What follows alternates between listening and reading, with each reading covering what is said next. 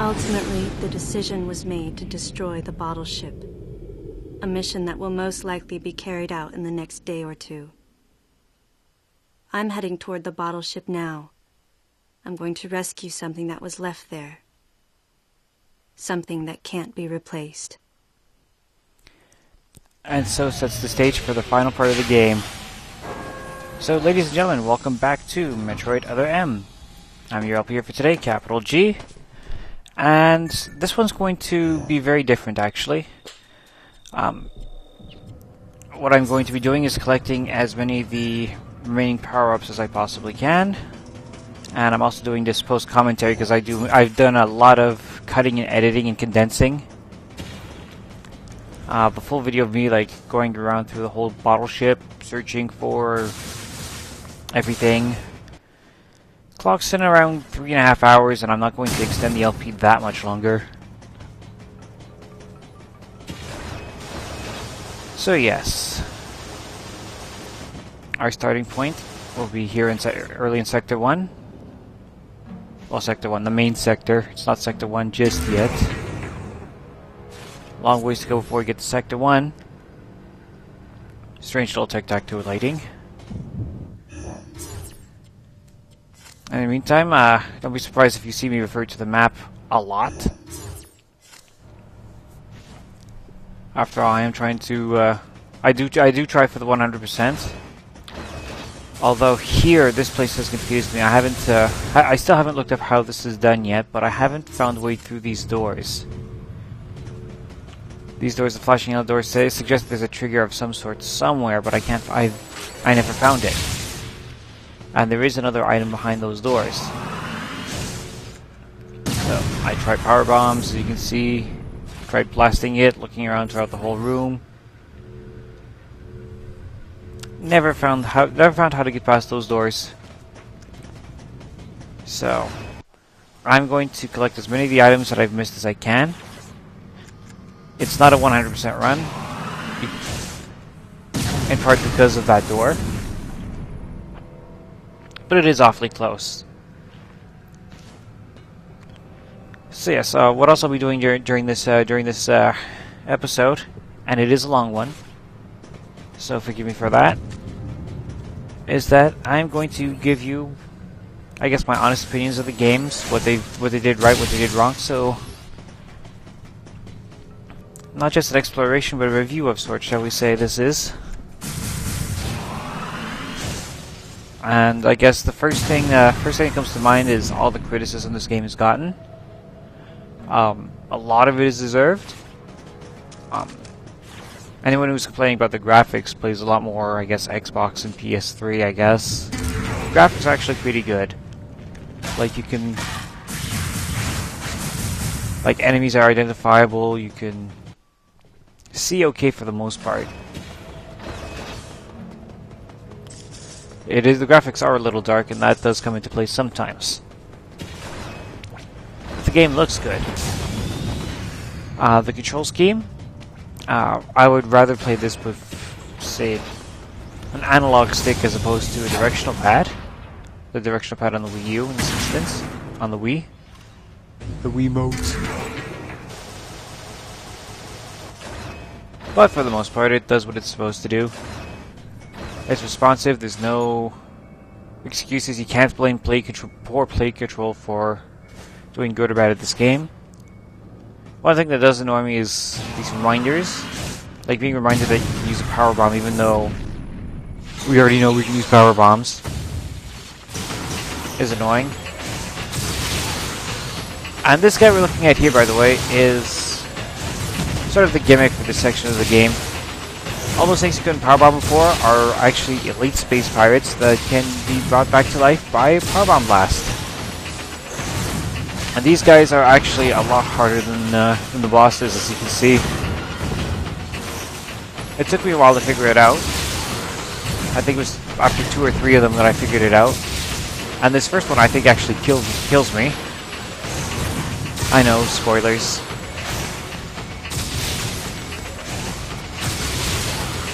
But not only does it have a very powerful attack,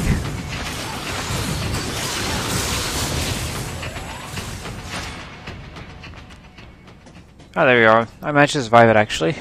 At least in this clip. It did take me a couple of tries off camera, though. I wasn't sure if I had left it in a fail or not. But for those elite space pirates, as you eventually find out, if you jump, they'll teleport to where you're jumping to and slam you. And it doesn't matter if you're just jumping up and down or if you're in screw attack mode. They'll just tag you. And you'll take a good amount of damage, actually. It packs a wall up. Also, it moves around a lot, so don't bother with missiles. Just use your charge beam when fighting him. And for dodging, just use your sense move. You do have to go for an overdrive attack, overload attack, to finish it off. Otherwise, it'll heal. It'll go back into its shell and restore its energy. Ouch! Poor Simon's just got her milk sucked out of her, I guess. I don't know.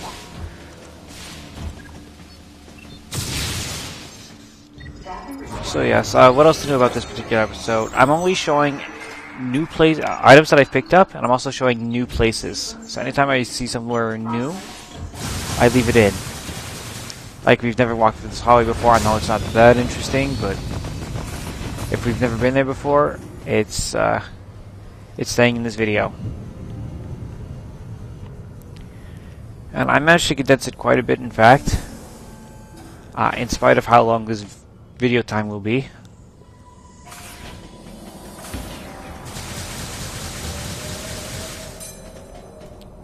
So, again, forgive me for the length of this video, but I didn't want to drag it out longer than I have to. I'm also keeping on all my battles with these guys.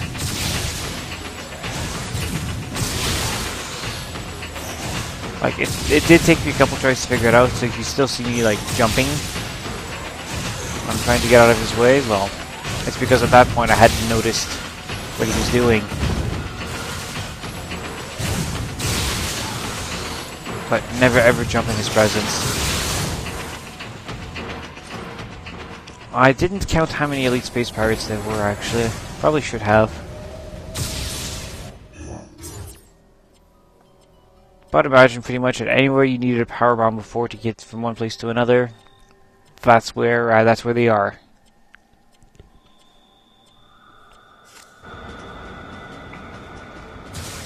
Yep, that's not a warp. That's just another video cut.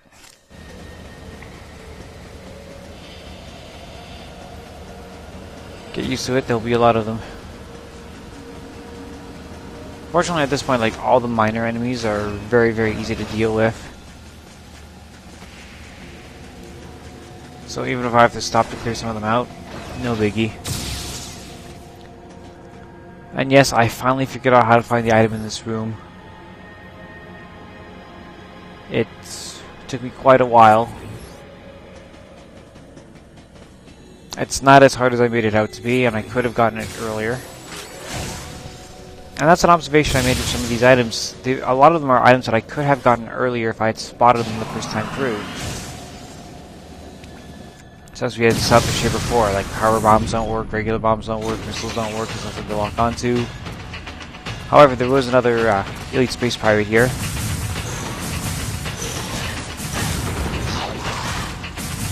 Which I was playing the game muted, so I would wake up my roommates, so I didn't hear him coming. He's got his own, I guess you can call it a song, I'm not sure. I don't know what you call the new background music that goes off when you engage the elite space pirates. But as you can see, they can be quite violent. Throw you up into the air, teleport to where you're going to be, and smack.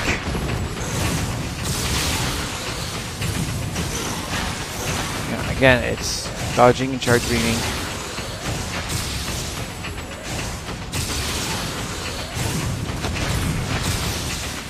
And of course he's so aggressive that anytime you jump it's a risk. Boom!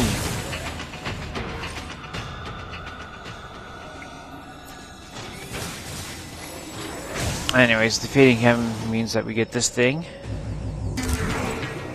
Nice little energy part.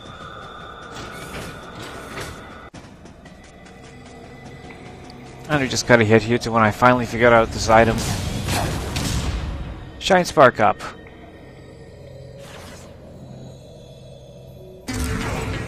Yeah, the item was in the rafters and you have to use the Shine Spark. That indent in the ground was telling you where to jump the whole time. But it's worth the effort because it's not just one thing that's here, it's two. So figuring out that bit is actually quite rewarding.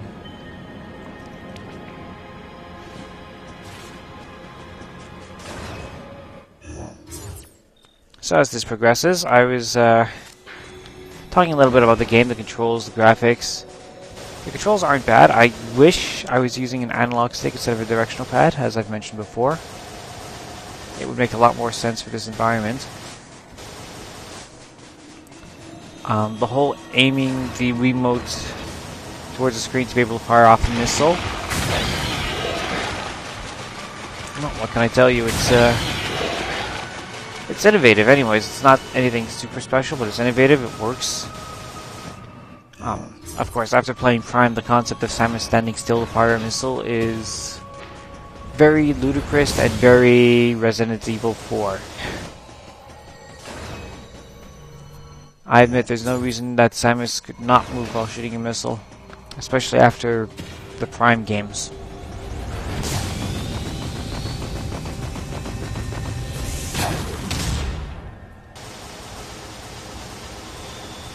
So you can see we have another item here.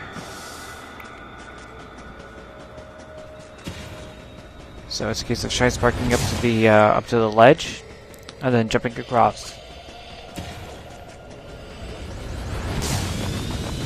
Either with the Shine Spark jumping backwards or with the screw deck.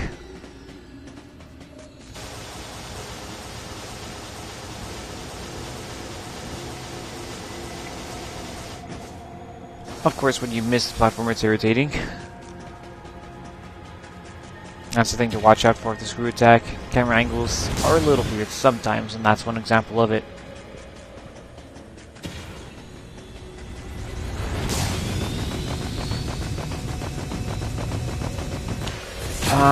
So we talked about the look of the game, how the game plays, level design. If you're making a linear game, there's nothing wrong with the level design per se.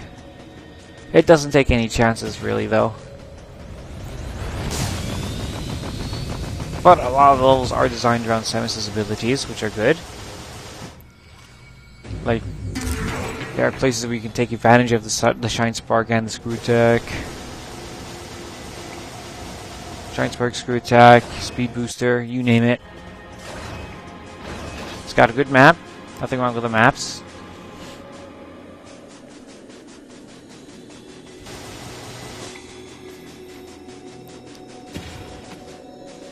I guess really the only problem with level design is that this is supposed to be a Metroid game and it's supposed to be a lot less linear.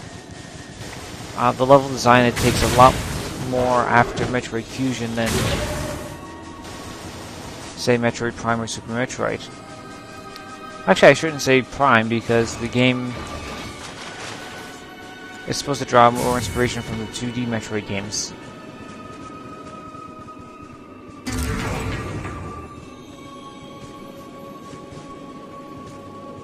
So obviously with the navigation room system, and with more linear pathways, the game does play a bit more like Fusion in that sense. And Fusion was awesome. I loved Metroid Fusion. This particular game didn't invoke those same feelings though, because it's... I don't know, because I think it's because you're not as alone. There's always other people on the ship. Well, except for this section of the game.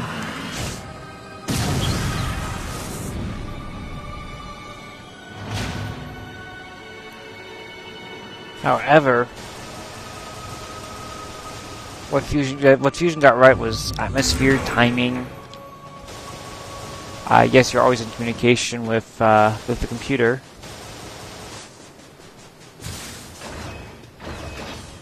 but it told you what your mission was, and it told you generally where to go, but you still had to explore and figure it out for yourself, how to get there. Whereas in this game, you get your map refresh every time you save your game. Well, at least on your first playthrough. So you generally know where to go. And what this game does that Fusion didn't is it forcefully closed doors. It just decided that you couldn't open specific doors. Just for the hell of it. That's the reason why we had to take a roundabout way into the Bottleship. Because it just decided that it wasn't going to let you access the main elevator from the main sector.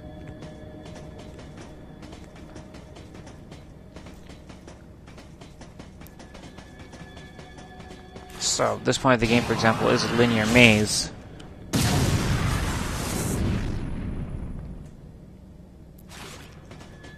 Actually, yeah, linear maze is a good way of describing it.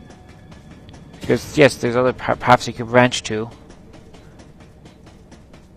But until very late in the game, they don't really take you anywhere. And that's if they take you anywhere.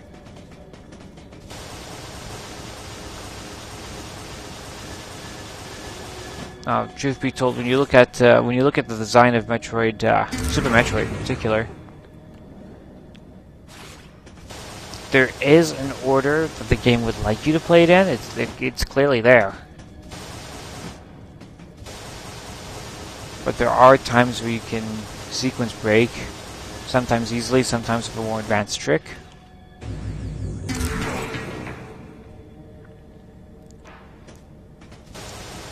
And honestly, I'm not entirely sure if the designers of Super Metroid deliberately meant it or not.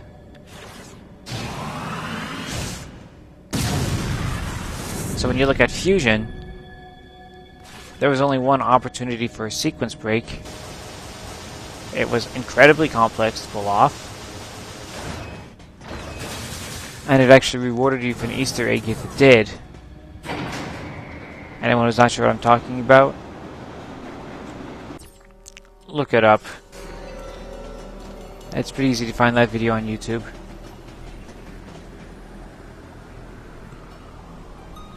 So yes, while Super Metroid was sort of, in a way, you can see it was meant to go on a linear path, Metroid Fusion did go on a linear path. But Other M locked you into it far more than those two games did. And did it in ways that couldn't reasonably be explained. At least in Metroid Fusion, sometimes level features would change because giant monsters were unleashed, or certain security doors, you have to get there by an alternate route to unlock them first. But at least Metroid Fusion explained itself. And in Metroid Other M, there's just a lot of doors that are closed and locked to you with no explanation.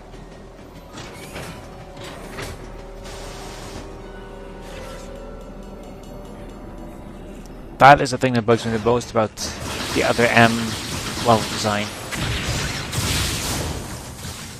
A close second would be the times where you can't jump over a railing because you'd end up landing somewhere you're not supposed to. That's pretty crappy design because if there's a place I'm not supposed to land, just make sure just program a pathway back up, that's all.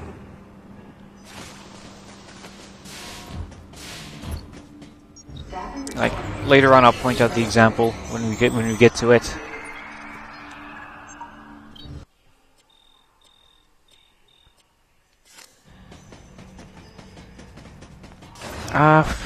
Music. This game did not feature a lot of memorable tunes at all. Has a great version of Ridley's theme. There's no contesting that.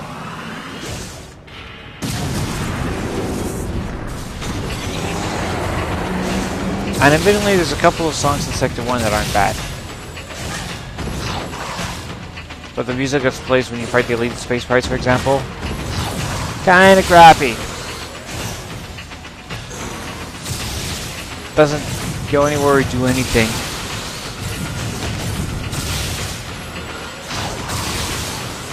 Like, the music itself is just there, it doesn't add to or take away from the intensity of the battle. And by the way, that's the shell I was talking about. If you leave a space pirate down too long, they'll go into that sort of stasis mode where they'll heal up and you can't do a thing about it. Missiles will actually bounce right off.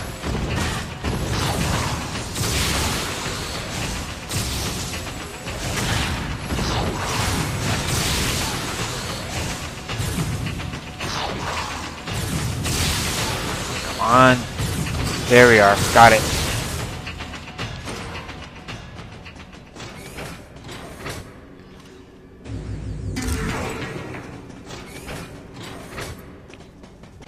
So yeah. Music, crappy. Graphics, okay. Controls, good, not great. Could be better.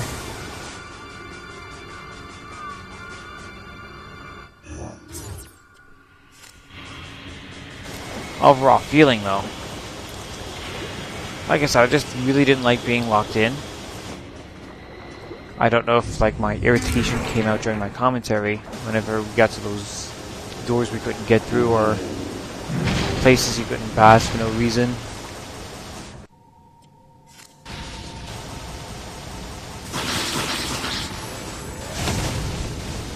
What did the game get right? They got the screw attack right. I mean, it's toned down. There are some enemies that take multiple screw attacks to take down. And there's enemies that can knock you right out of your screw attack.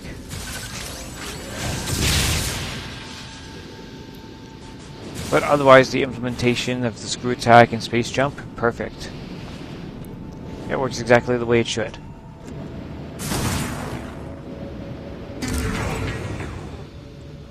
Shine Spark also impressed me. Perfect implementation of the speed booster and the Shine Spark.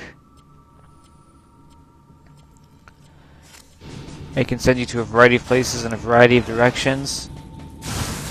The only way it could have been improved on, really, is if we would be allowed to go in 8 directions instead of 4, aka analog stick instead of control pad.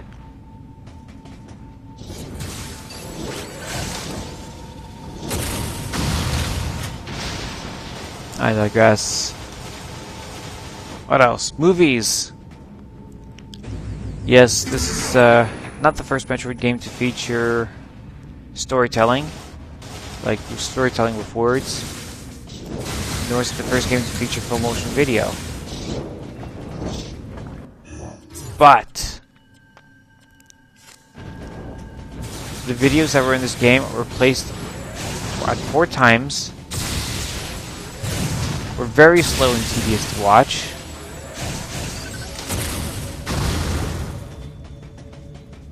And what they added to story, they took away tenfold in gameplay. Like, I would have rather they replaced a lot of those cutscenes with, I don't know, maybe another section of the ship that we could explore. And properly explore.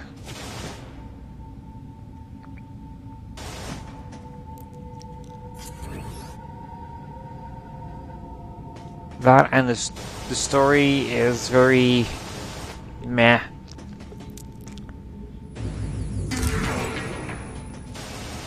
It's like if Samus knew at this point that they were members of the Galactic Federation that wanted to clone Metroid,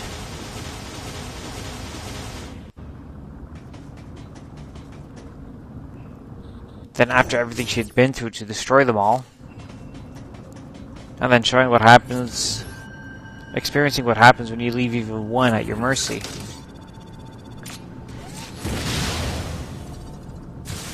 What can I tell you?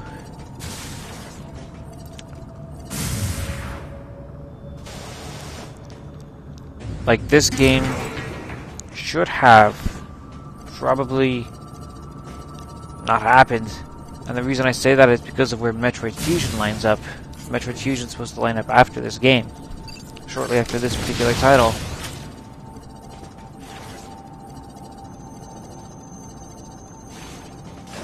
And Metroid Fusion is the same thing. members of the Galactic Federation cultivating Metroids. So, as it stands, that means in the chronology of Metroid, we have 2 concurrent games where the Galactic Federation made the boneheaded decision to cultivate Metroids and on space stations, and guess what happens?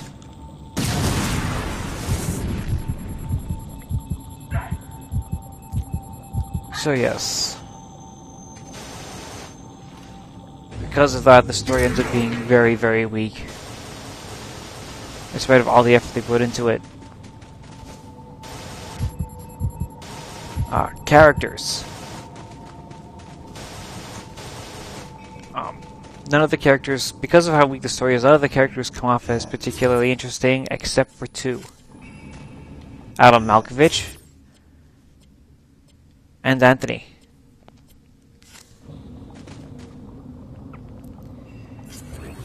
The Anthony character is coming across as like the best buddy, the best friend, and honestly, like for considering Samus has always been known as a solitary character, having someone like a solitary and serious character, having someone like Anthony who is a bit looser and who's buddy with Samus, very casual with her. It has a nice contrast. And he's actually a believable character. So, Anthony, awesome character. Glad they introduced him. Adam Malkovich was actually introduced, not so much like, he was sort of introduced post-mortem in Metroid Fusion.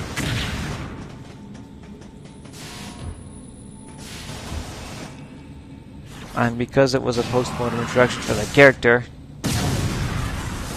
there isn't really much of a doubt that that they had to eventually tell the story of his sacrifice at some point. But when you play Metroid Fusion, and you look at how Samus talks about Adam's sacrifice, she makes it seem like quite some time ago.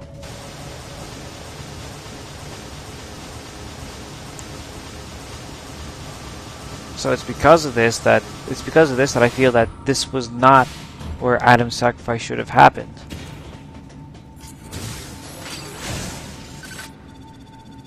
I can think of a couple better places in the timeline where this should have happened.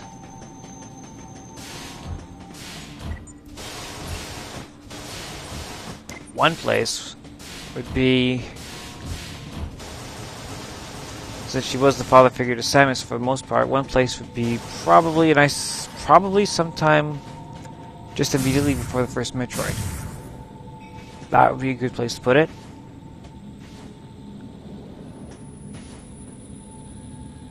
Another spot where that story could have been told, around the time of Metroid Prime 3 Corruption. If they had planned to put Adam's sacrifice into that game, it would have made perfect sense. At least I think it would have. I haven't really had a chance to play Corruption yet, although I know that Adam is not in the game. It's just my feeling that Metroid Prime 3 would have been a good place to have the sacrifice.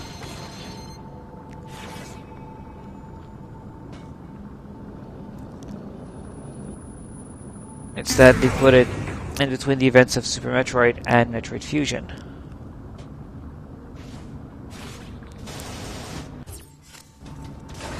And it doesn't feel right to me. It really doesn't.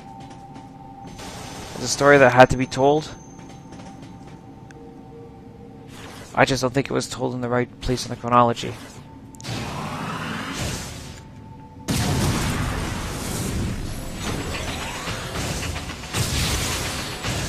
So overall, is this a good game or a bad game?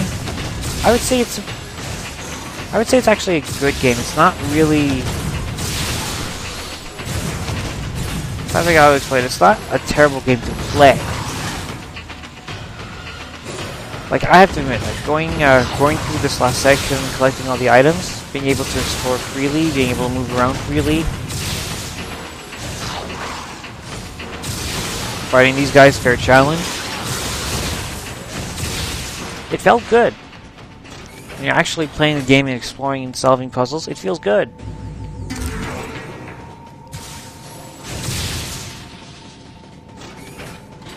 The experience of playing the game, on the other hand, that, I do confess, is where the game falters. The weak story, the strong emphasis on the story, the poor pacing that comes with all those videos.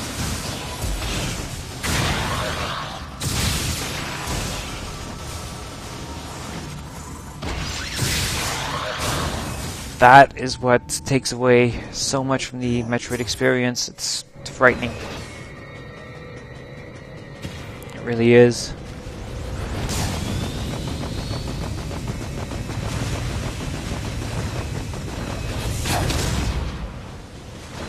I think people should play this game anyways, for several reasons.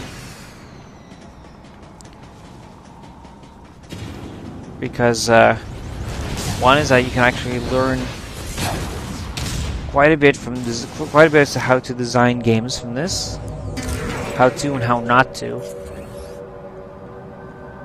Like, good game design feature, this particular item, putting it somewhere where you can get to it with the Shine Spark. And setting up a nice dramatic area where you can try that out.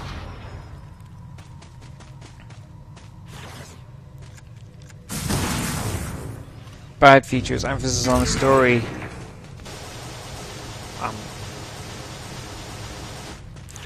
Familiarity with the game. They're quite familiar with Fusion, I'm sure. But when this game was designed, I'm pretty sure they weren't familiar with what the gamers wanted this game to be. This game, I feel, could have been great. It had all the tools, it had all the mechanics. In spite of some of the silly restrictions that you come across when exploring.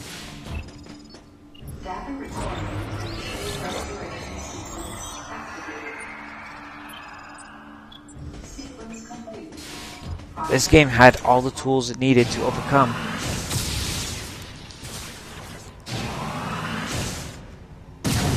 But instead of putting more gameplay, better gameplay, fleshing out the mechanics, they simply said you were not allowed to use your weapons and abilities until you were told to. And they would often tell you long after you first really needed them. For example, getting the various suits when you've already 2/3 of the way through the fire sector. Only activating the gravity function long after you realize that you are in an area with messed up gravity. The biggest example is with the wave beam.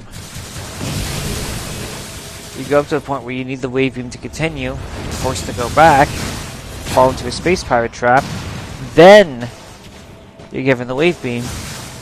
Now that you have the wave beam, you have to go back to where you needed it in order to continue. That was just plain dumb.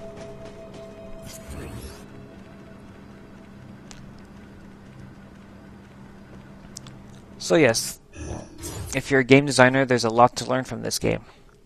And that is why that's one reason it should be played. Another is, as I said, when you're not watching a movie, when you're actually allowed to play a game, it's actually pretty good.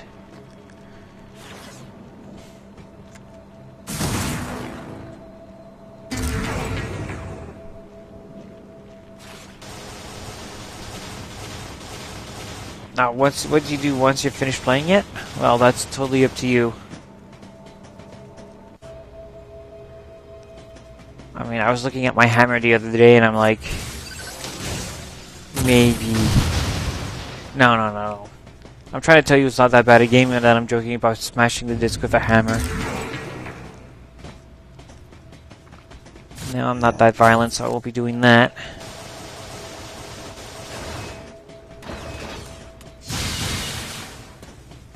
But in this video, I am starting to get close to the point where I clear out the 3 sectors. What's nice about the map screen at this point is that it gives you a percentage of how many items you've collected in each sector. Well, not just in each sector, but also in the main sector. So 1 sector, 2, sector 3, the main sector, and that final area where we fought the Metroid Queen. There's also a few items there.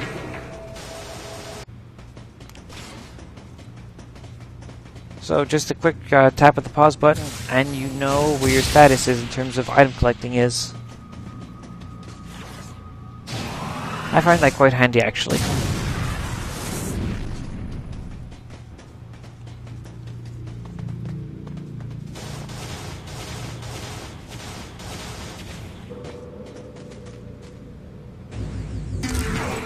Now, I forget the total item count.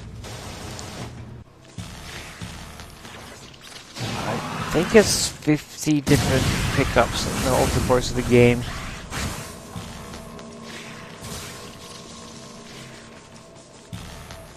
That's what it feels like anyway, about 50 pickups.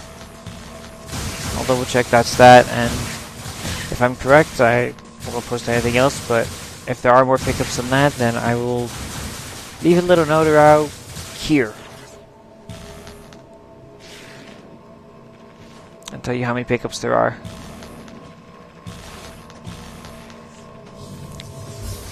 Keep in mind, when I was going through this, I wasn't using a walkthrough to find these pickups. I was just trying to figure them out on my own, playing the game the way it's meant to be played.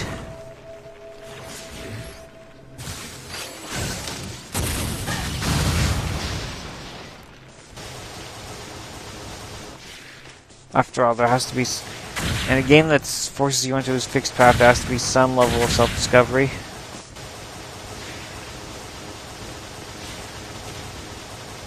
That's something you get in this room in particular, the one that you have on camera right now. When we were here the first time and over the course of the game, we had to turn the hologram on to see the way to continue. Now we had to turn it off to see get to the secret.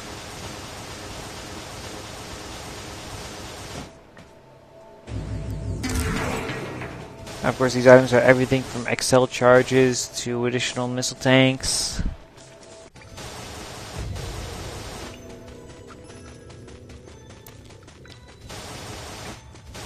And yes, the tree. What we have here is a tree. I feel like an idiot because I was going through the last time I went through this video, and I never saw this while playing. But all I had to do was jump down from a higher platform to get to that missile. I saw it when I was reviewing the video, but I didn't see it while I was playing. So that's one I'm actually quite embarrassed about.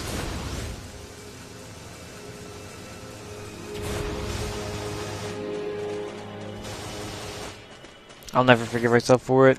Well, that's not true.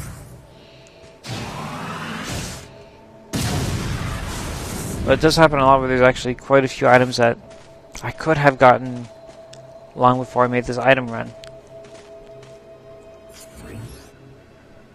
But I was either playing too quickly or just plain blind to the TV screen.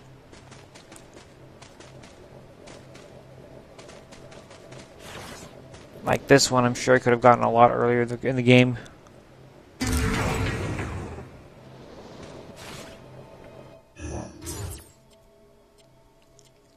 As you can see, not much left here in Sector 1.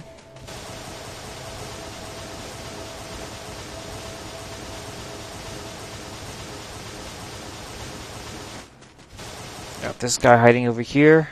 We'll have the door. Get to it with the screw attack.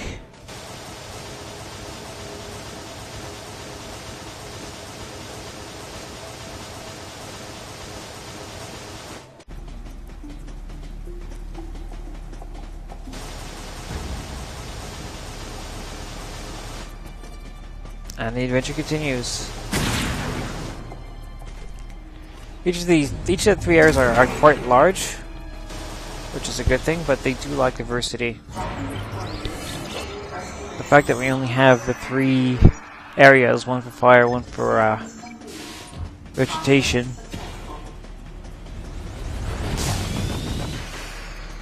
and one for ice, with a tiny little bit for gravity.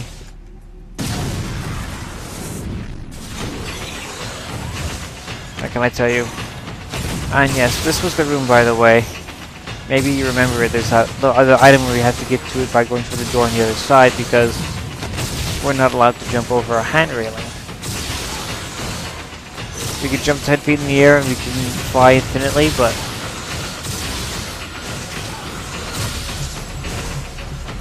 oh my goodness, we're not allowed to leave a fixed play area where there's handrails.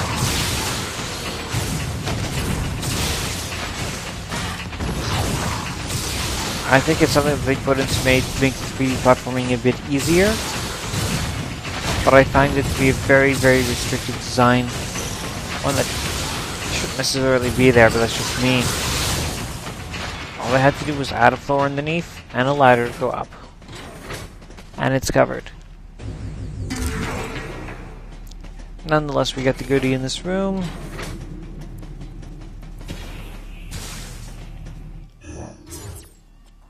And we get to try once again to find the way to the other item. And this is where I eventually spot it. I go back and scan, and boom, there it is. It's a place to run with a speed booster.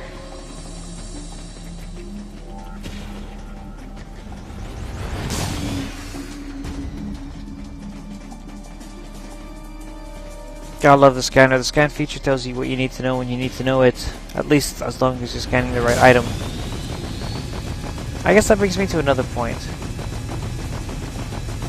Really, I love Metroid Prime scanning, because you can tell you everything you did about any specific enemy, specific items, how to use specific switches, if you have to shoot them or roll them into a ball, whatever. Whereas in this game, the only thing your scanner tells you is what certain walls and doors are weak to. Whether you need a wave beam, or you need to use a missile or a super missile.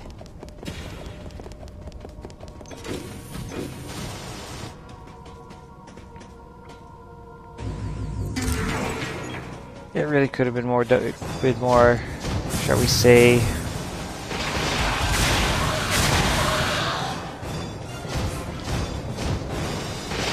useful, more versatile. Versatile would be the word.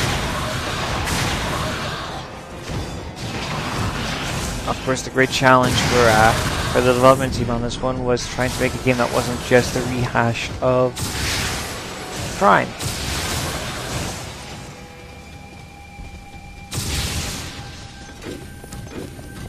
As awesome as Metroid Prime is, there's already 3 games.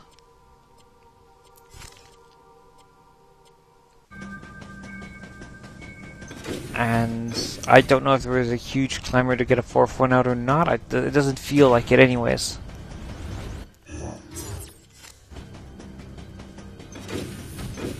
But there is restlessness. There are people that want more Metroid games. Myself included. Of course, nothing has been announced from Nintendo. They've been very, very quiet on Metroid.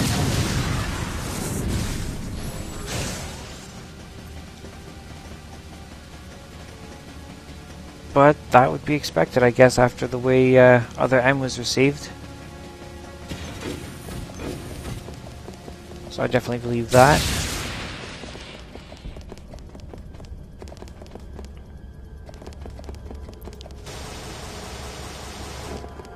But give us the right Metroid game. At the right time, on the right machines. The right style, the right price, the right moves. Give us the right Metroid game,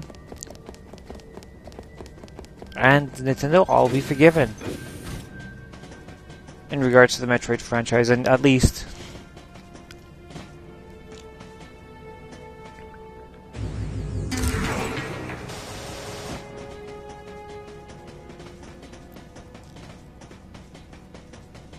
if another Metroid game comes around, what should the style be? Should it be another one like this? Should it be a first-person game? 2D platformer? I don't know. I can't tell you which would be the best style to go with.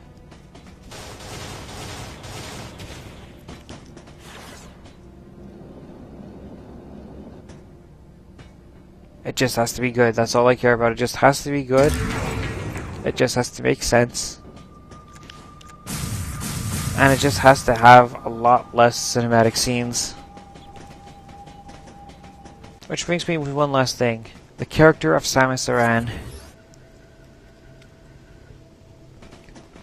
Now, because she's always suffered from mutantness, the only perception we had of her character is that she was strong, serious, hardened warrior, would fight to the end for any cause, as long as she felt it was a just cause.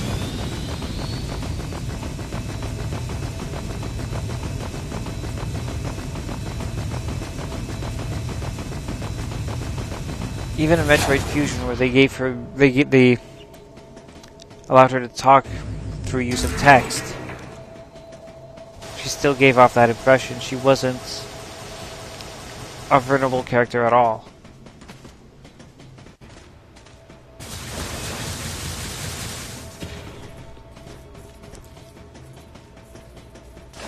But what this game brought up are a lot of her youthful weaknesses. Her weaknesses when she was still up and coming in the ranks. And she's talking as if there's still a challenge. That's not how the gaming community sees her. And was she an angsty teen that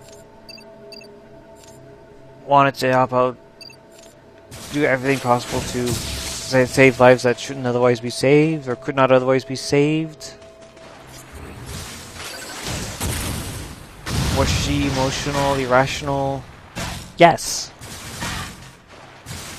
She is human. Yes, she's been infused with Jozo blood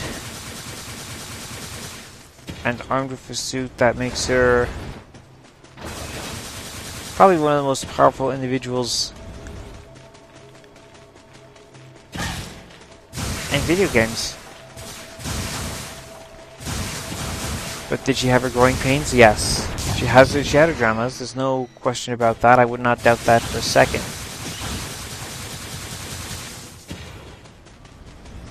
The fact that she still feels that some of those are issues for this character comes across as unrealistic.